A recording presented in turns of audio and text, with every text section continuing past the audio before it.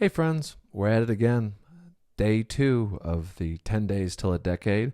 Means in 8 days, universe willing, no fronts, I'll have 10 years sobriety. Thank you so much for the outpouring of support for the first video. Posted it late at night, didn't know how it would do, and everybody seemed to enjoy it. So here we are again for round 2.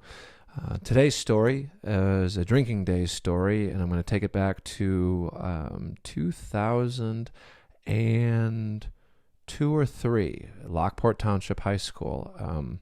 I had been drinking at this point for some years now, but just fun stuff, jacking beers out of people's garages, taking some nips out of people's liquor cabinets. But in 2002, I believe, me and a really great buddy of mine who will remain nameless just for his own sake, we acquired some moonshine. And if you don't know what moonshine is, it's pretty much straight up alcohol corn whiskey, because I grew up just far enough away from Chicago for it to be corn country. So we acquired some moonshine, and we decided that we were going to drink it before school.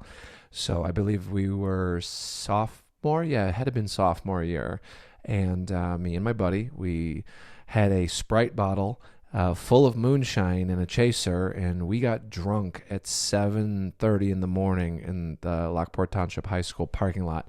And I know it was 7:30 because I believe, if I'm not mistaken, some people in the comments could correct me if I'm wrong, opening bell was 7:44 or something like that. That was first period. And my first period was gym class. So I got hammered balls and then went straight to gym class, which is not a good move. I don't remember much about the actual gym class, although I was drunk and probably a little stoned. And I participated in gym class, and then I went through the entire day drunk on moonshine. And by the time I got to the last period of the day, I was hungover as shit. So that's what happens when you drink moonshine at 7:30 a.m., where the time the ending bell goes at the end of the day, you've done a full 6 to 8 hours of metabolizing. So I was very hungover on the way home. And I only tell this story to say, people drink in high school. It's not an anomaly. I didn't think I had a problem yet. You might say, well, you were drinking at 7:30 a.m., but I don't know. Me and my buddy just like getting messed up before going to school. So I didn't really think it was a big deal, and I don't think that's what makes me an alcoholic either. And it's one of those moments where I had a lot of fun drinking. And I remember in the preceding days after that, I heard murmurs through the grapevine of the hallways. They're like, "Did you hear about that drunk kid in gym class?" And I'm like, "No, I didn't hear about that. That's very interesting."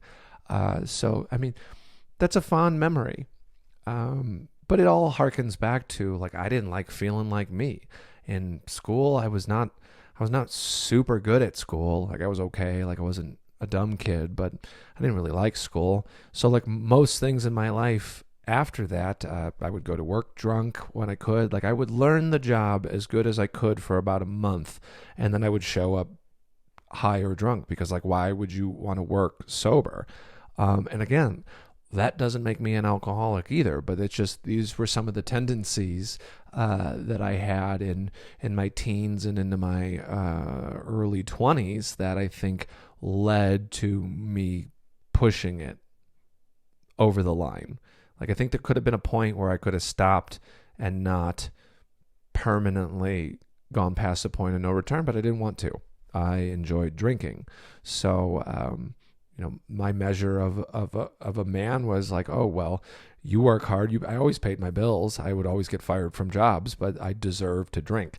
And I think that is more indicative of anything else, is that whole I deserve to drink. If you had to live in my brain, you would drink too.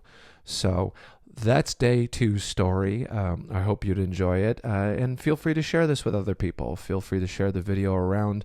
We're just trying to reach people, and I just think this is a fun way to do so. So looking forward to day 3 tomorrow. Peace, everybody.